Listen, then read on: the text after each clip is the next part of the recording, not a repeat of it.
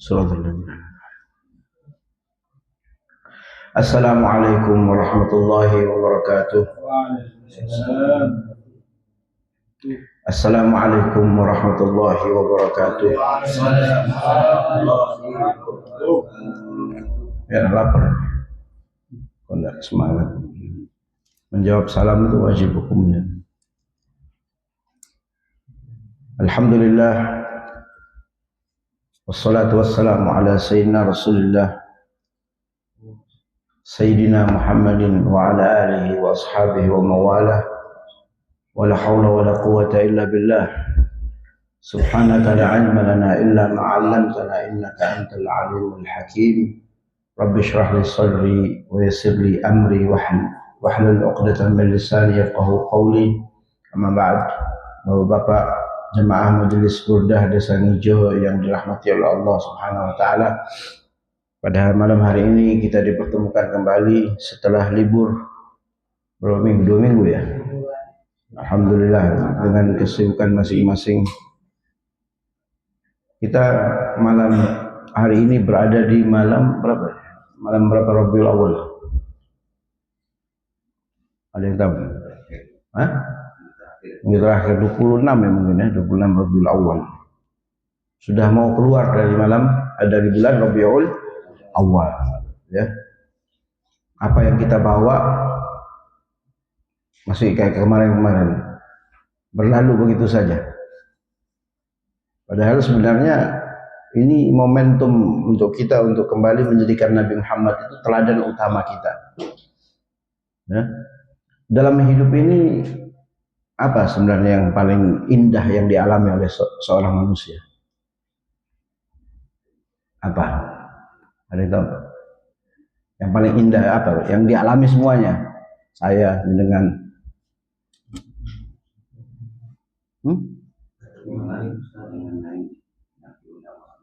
apa? Bagaimana? Bukan. Yang umum, secara umum. Yang dialami semua kita. Cinta. Benar nggak? Hah? Mau cinta sama gedang goreng, itu indah, ya. Semua itu dialami kita. Cinta sama istri, cinta sama anak, itu sesuatu hal yang paling indah yang dialami oleh manusia. Makanya Allah Subhanahu Wa Taala berfirman, "Qul in kuntum tuhibbunallaha fattabi'uni yuhibbukum." Nah, itu puncak daripada agama itu cinta. Nah, banyak orang ya, kalau ditanya pasti mengaku cinta kan dengan Nabi Muhammad SAW. Cinta ya. Tapi untuk mencapai tahapan cinta itu, menurut Imam Al-Habib Ahmad Masyhur bin Toha Al-Haddad, tidak gampang. Ya, kita cinta.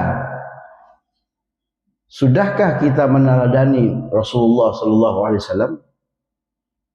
Ya? Atau jangan-jangan kita membenci Rasulullah dengan cara yang samar? Paham ya? Yang dilarang oleh Nabi kita kerjakan. Contohnya kita mencari-cari kesalahan orang lain.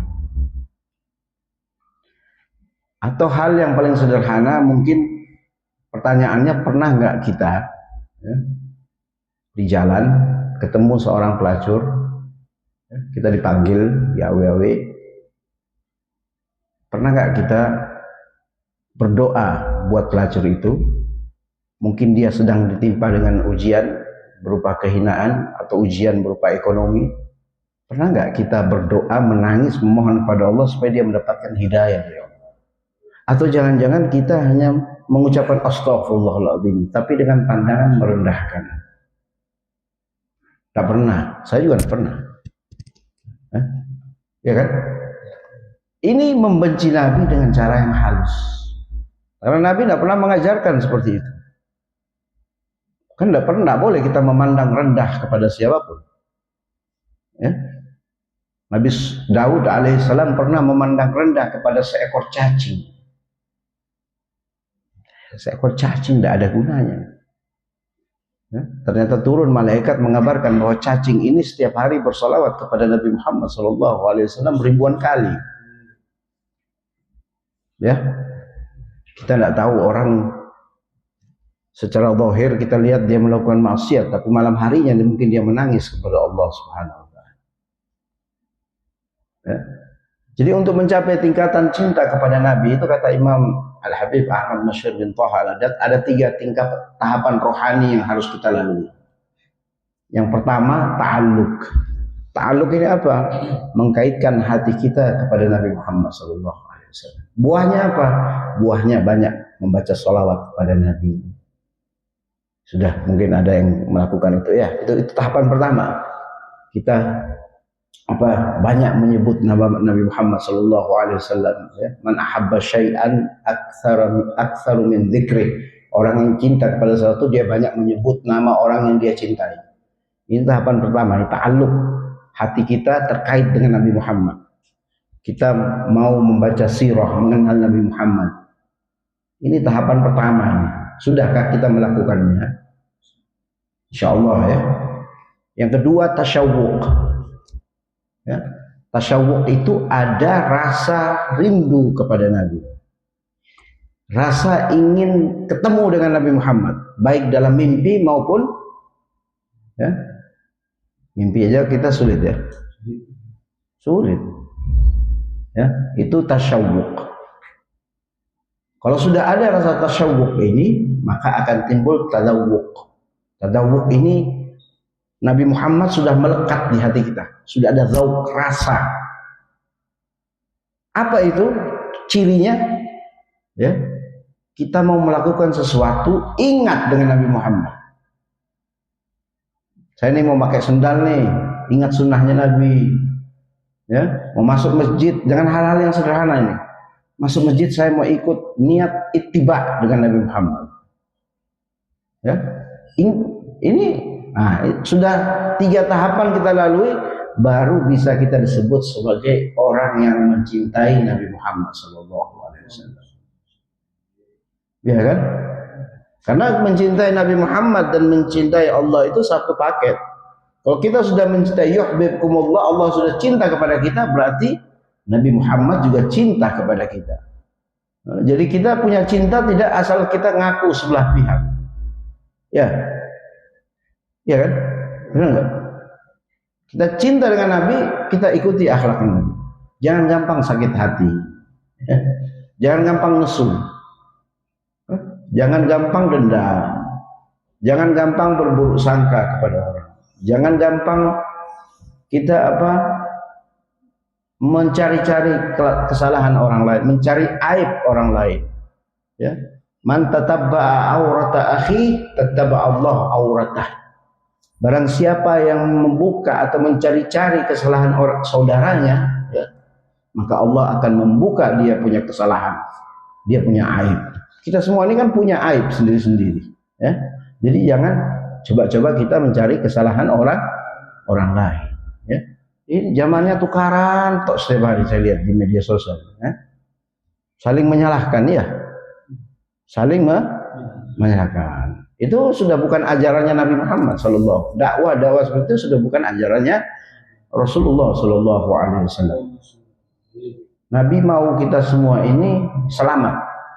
Ya, harisun alaikum bil mu'minina raufur rahim. Ayat pertamanya azizun laqad ja'akum rasulun min anfusikum azizun alaihi ma anittum. Ya.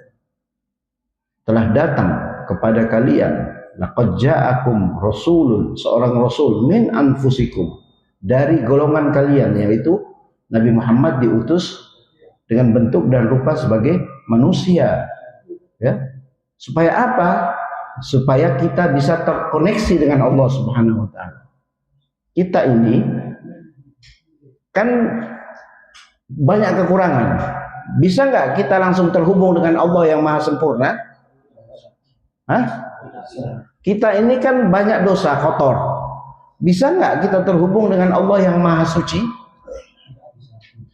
Kita butuh Nabi Muhammad sallallahu alaihi wasallam. Ya.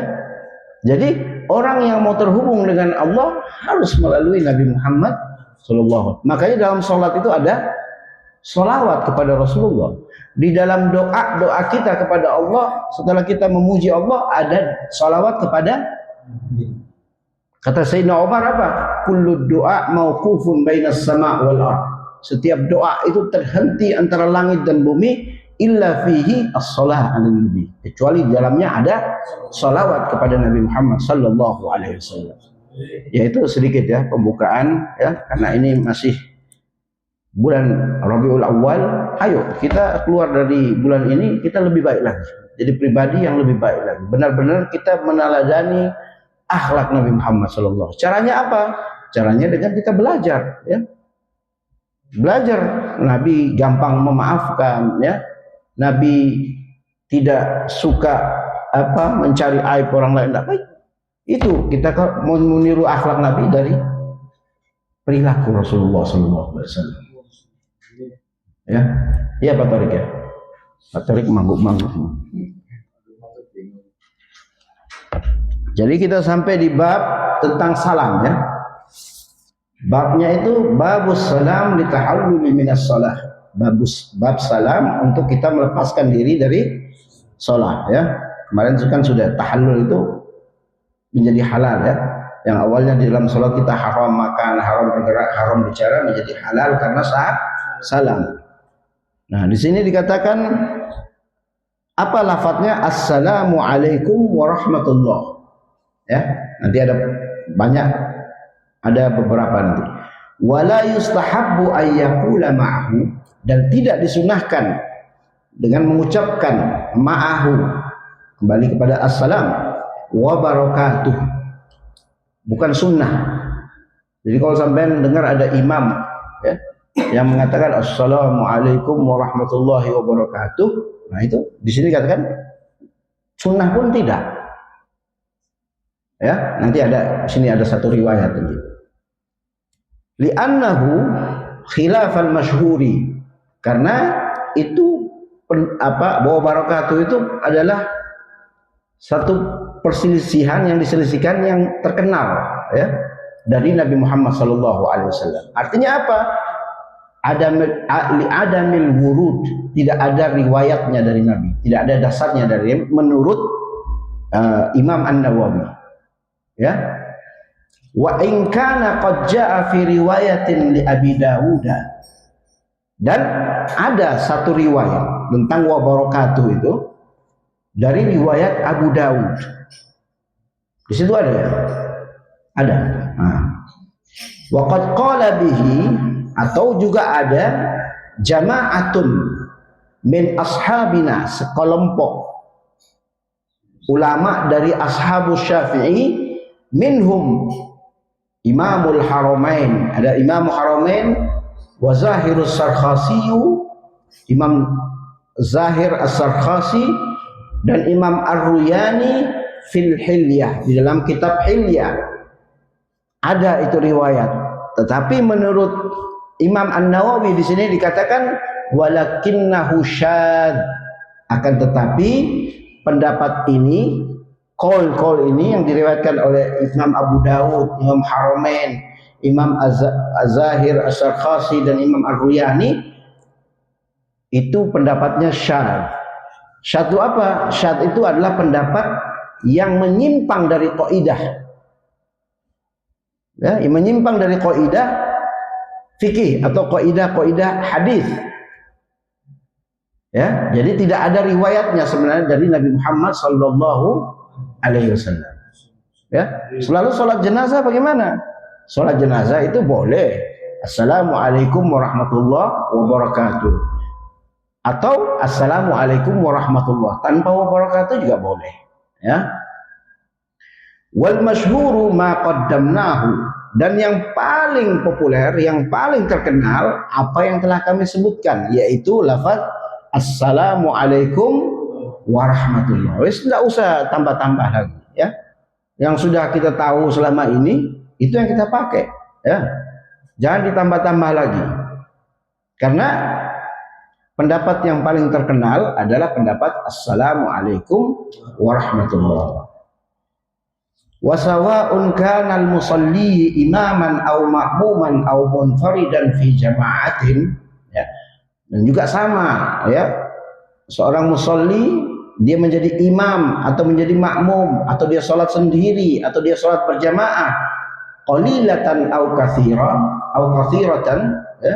Qalilatun aw katsiratun, jamaahnya sedikit ataupun banyak, fi fardhatin aw nafilatun, di dalam salat wajib maupun salat sunnah, fa fi kulli dzalika yusallimu taslimatain kama dzakarna. Ya, jadi maksudnya seorang musolli dia mau jadi imam, mau jadi makmum, salat sendiri atau salat jamaah, jamaahnya banyak atau sedikit, salat wajib atau salat sunnah, maka dia harus mengucapkan salam taslimatain kama dzakarna, dua salam yang seperti yang telah kami sebutkan di awal, ya. Bihima ilal janibain, ya.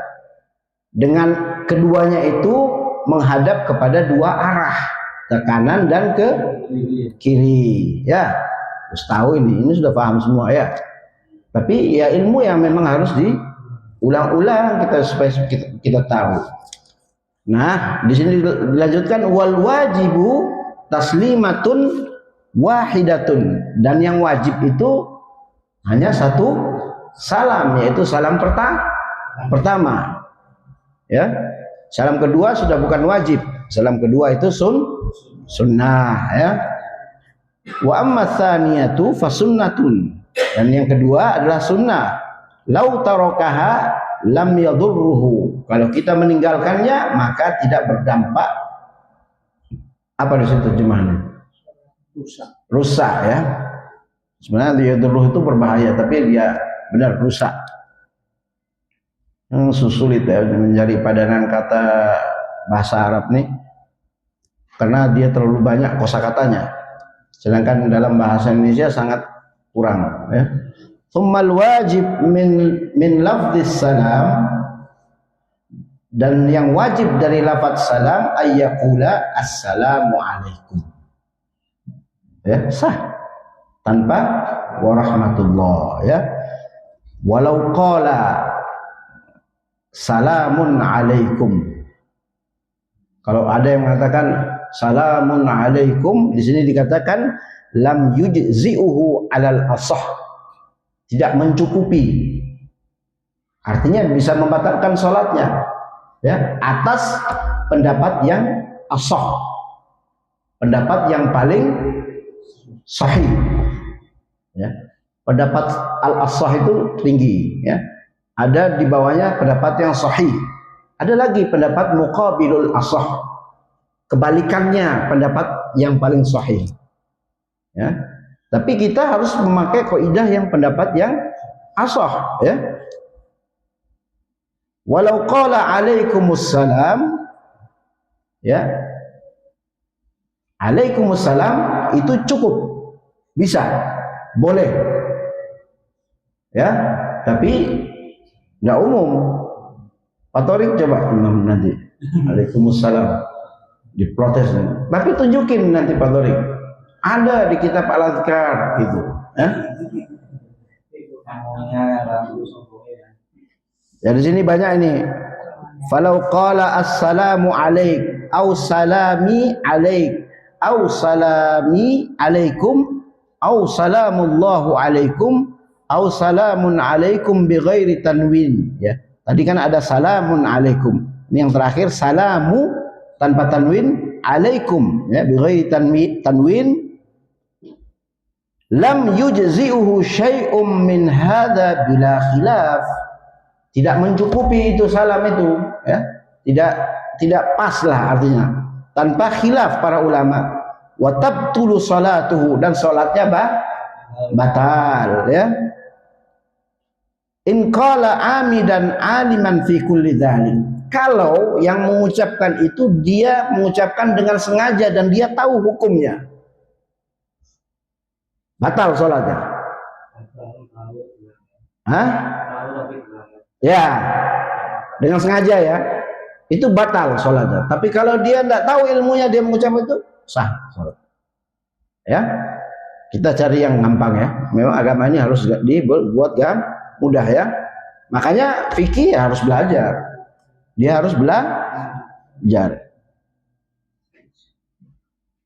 Nah, ini juga ada pendapat illa fi qawlihi assalamu alaihim fa innahu la tabtulu salatuhu bihi li'annahu du'aun. Dia ngucapin assalamu alaihim, ya, salatnya tidak batal karena itu mengandung doa, ya. Wa in kana sahiyan lam tabtulu salatuhu.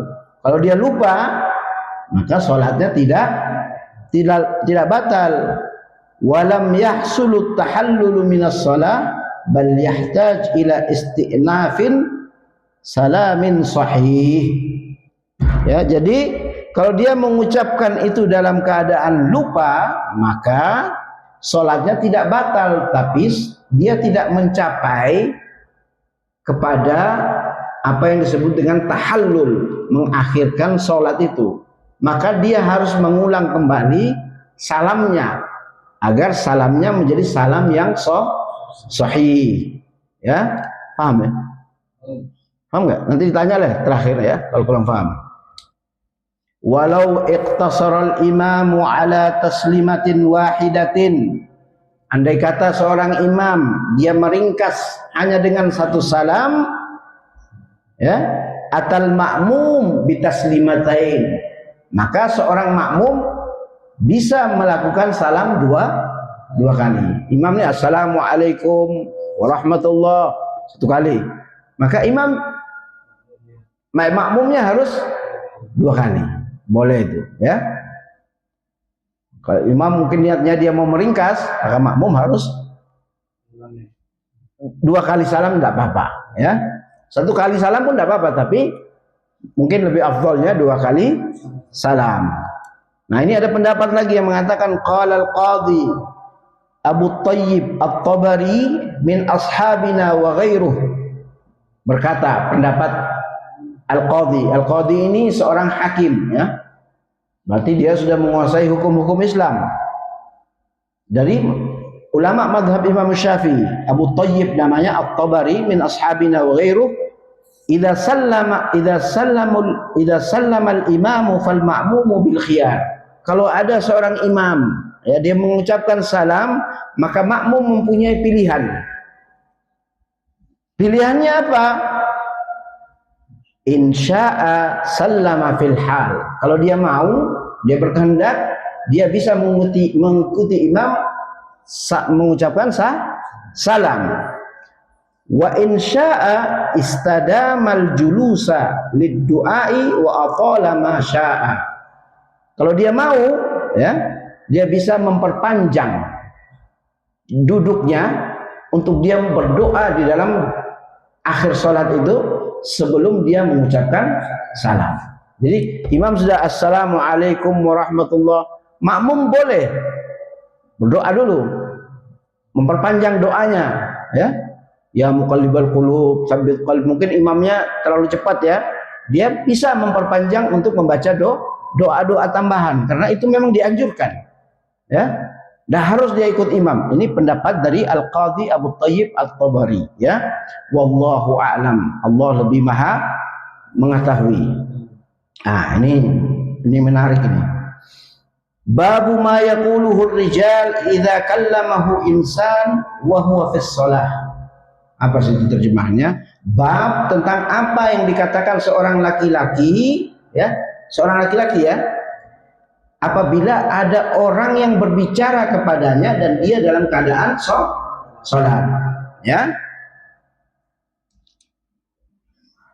Rawaina, kami mengambil riwayat fi sahihail Bukhari wa Muslimin.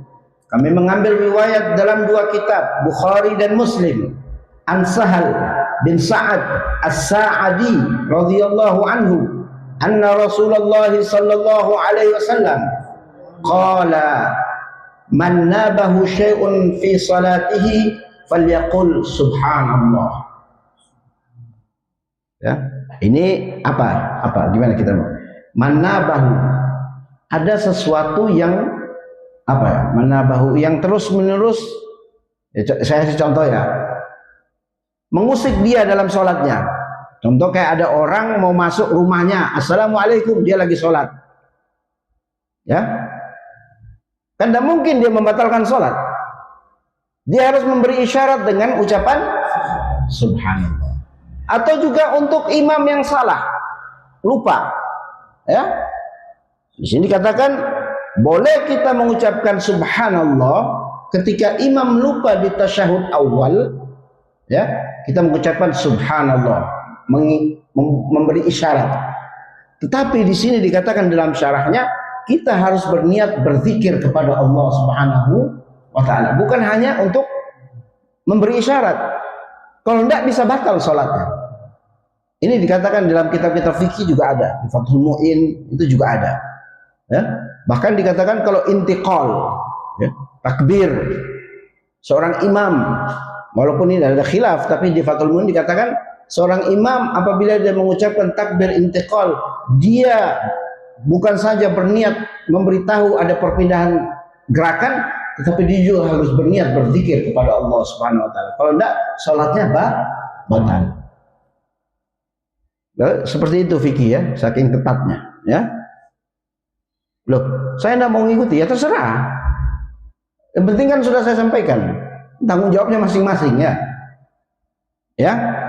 Jadi seperti ada orang mau masuk ke rumahnya, bisa juga di bab awal kan kita udah ngaji tuh. Assalamualaikum warahmatullahi wabarakatuh. Nah, di dalam sholat itu bukan cuma subhanallah, dia bisa melafadzkan ayat Al-Quran. Udkhuluha bisalamin amin. Maksudnya masuk kamu, gitu loh. Masuk saja dengan keadaan aman, ya, dan selamat. Itu isyarat, ya, itu isyarat. Nah, ini pentingnya kita belajar ilmu. Nah, kalau orang tidak tahu itu, bingung dia, ini saya batalin sholat atau gimana? Ya, ada satu kisah. Kisah ini diriwayatkan dalam kitab Bukhari, Adabul Mufrad. Ya, ada seorang ahli ibadah. Nah, ini pentingnya ilmu. Pentingnya ilmu ini di sini. Walaupun dulu belum ada fikih, ya, tapi kan pasti sudah ada tuntunan-tuntunannya. Ini dikisahkan di zaman Nabi Isa alaihissalam. Ada seorang ahli ibadah namanya Juraij. Pernah dengar?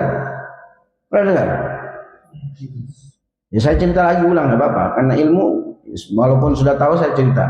Juraij ini punya satu tempat khusus ibadah. Memang ahli ibadah, tapi Juraij ini nggak punya ilmu.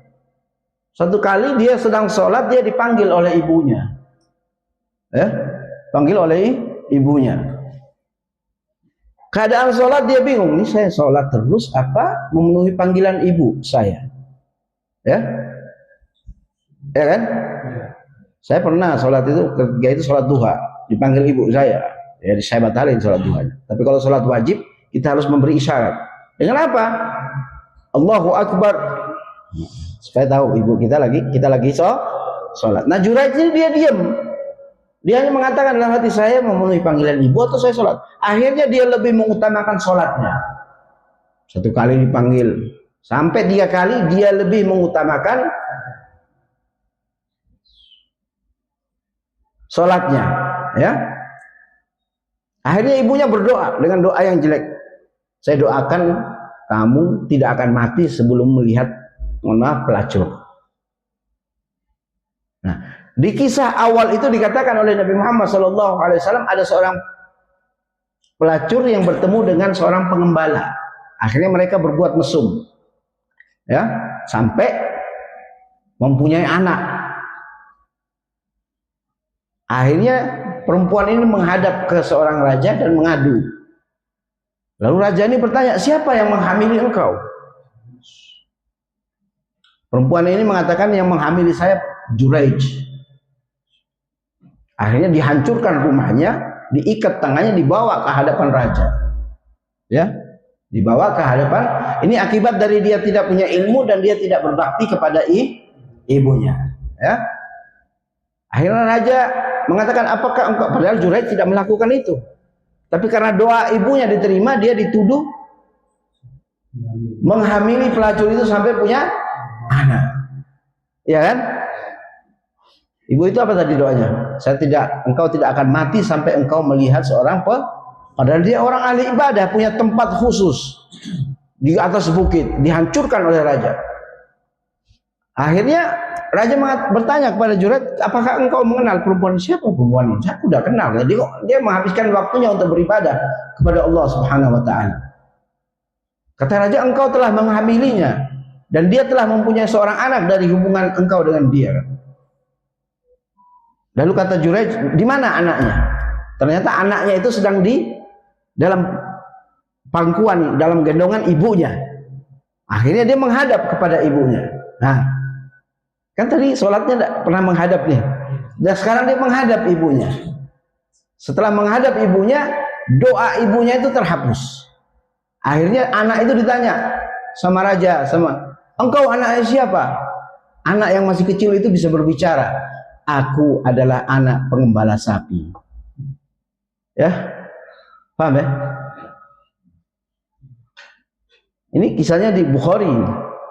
Rasulullah yang menceritakan. Di Muslim juga ada. Ya.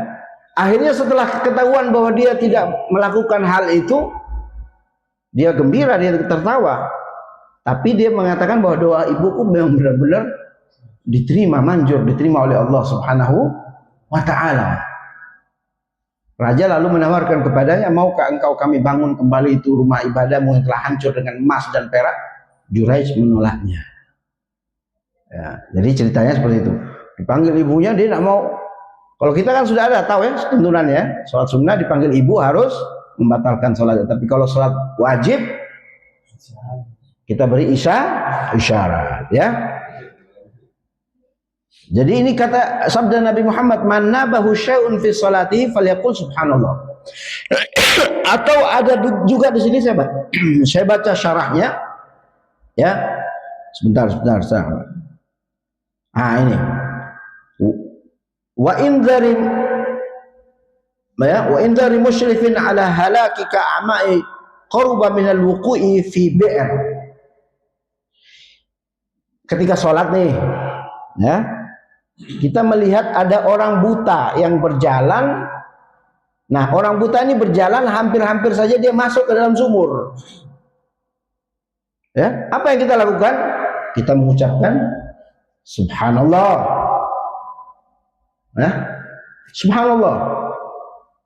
Nah, kalau tidak mempan, maka kita harus membatalkan sholat, menolong orang buta tersebut, ya.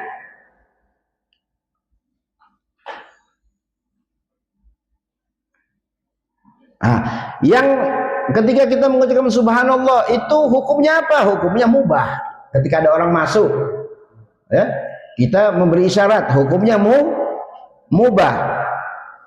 Tapi wajib ketika ada orang buta, menjadi wajib ini ucapan subhanallah ketika ada orang buta yang hampir celaka ketika mau masuk ke dalam sumur. Nah, itu kita wajib mengucapkan subhanallah. Kalau sampai tidak mempan itu ucapan, dia tidak tahu, maka kita harus membatalkan sholat kita. Karena maqasidus syar'iyyah, ya, maksud daripada syariat ini lihifdzin nafas, supaya menyelamatkan jiwa.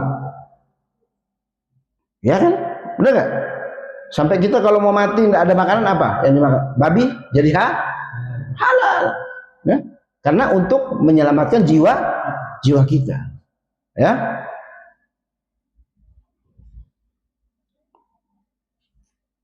Nah, itu wa tanbih fima dzukira mandub in kana lil mandub kama idza hammal imam bi tarki sunnati. Ini yang tadi, yang sunnah itu kalau kita mengucapkan ada imam yang mau dia tasyahud awal, dia lupa berdiri, ya, kita mengucapkan subhanallah. Nah, posisi berdiri seorang imam itu kalau dia memang lebih dekat kepada tasyahud awal, maka dia harus turun. Tapi kalau posisinya dia lebih dekat kepada berdiri, dia tidak boleh turun.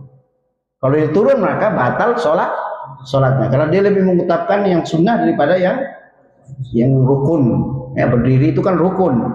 Ya, lihat posisinya. Kita lihat, kalau kita lupa tasyahud awal, kita lihat posisi kita berdiri itu. Mana yang lebih dekat?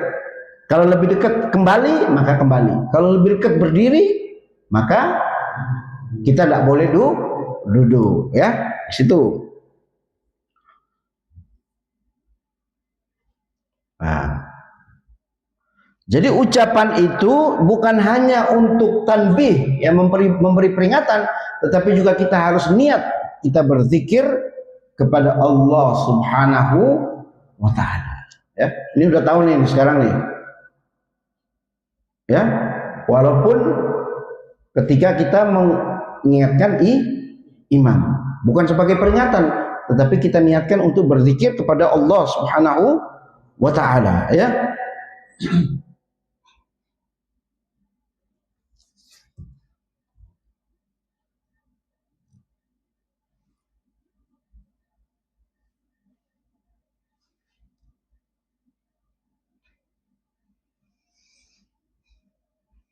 Nah, ini di sini dikatakan wa'lam annahu law nawa bitasbih tanbih wahdahu au atlaqa batalat salatuhu.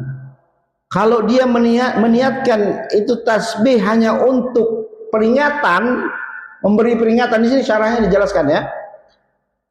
Kalau dia niatnya hanya untuk memberi peringatan dengan mengucapkan tasbih itu, maka sholatnya batal. Sholatnya sama seperti qaulul muballigh.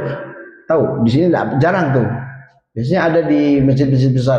Imamnya Allahu Akbar, ada yang mengucapkan untuk menyampaikan kepada makmum ya. Nah, itu dia niatnya harus zikir kepada Allah Subhanahu wa Ta'ala. Bukan saja niatnya untuk menyampaikan. Ya. Kalau enggak batal sholatnya. Ya. Itu di Fathul Muin ada itu, ya. Nah, ini yang menarik. Wa fi riwayatin fi sahih idza nabakum amrun falyusabbihur rijal. Ya, sudah tadi kalau ada seperti urusan seperti yang tadi itu, maka seorang laki-laki mengucapkan wal tusaffiq an-nisa. Apa? Ya. Di sini ada penjelasannya. Mana ini? Nah, ini. Salatikum falisabbihur rijal wal yusaffih. Ada yusaffih. Ada tasfiq. Ada tasfih ya dengan hak. Nah, yang pertama tadi menurut qaul ulama ya bil hak, yaitu ad-darabu bi dhahiri ihdal yadain 'ala al-ukhra bil qaf bi bataniha 'ala al-batin al-ukhra. Jadi yang paling bagus itu kita menepuk tangannya itu seperti ini untuk perempuan. Karena kalau begini, ini tepukan ibadah. Karena kalau begini, itu bisa tepukan niatnya main-main. Ya? Paham nggak ya? Bisa begini, tapi untuk ikhtiyat lebih hati-hati, hendaknya kita perempuan itu menepuk dengan telapak tangan ditempelkan di atas telapak punggung tangan yang satunya. Ya, tapi kalau begini yang tadi tasfiq itu seperti la'ab ya, seperti untuk apa ya, hiburan ya.